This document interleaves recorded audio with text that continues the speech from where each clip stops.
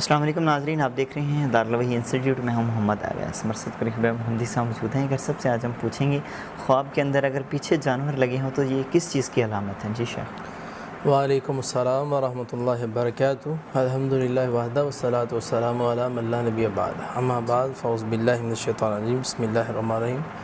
خواب کے اندر انسان کے پیچھے جانور لگے ہوئے ہوں تو یہ کس چیز کی علامت ہے؟ جی اس سے ویسے بھائی کئی چیزیں مراد ہیں۔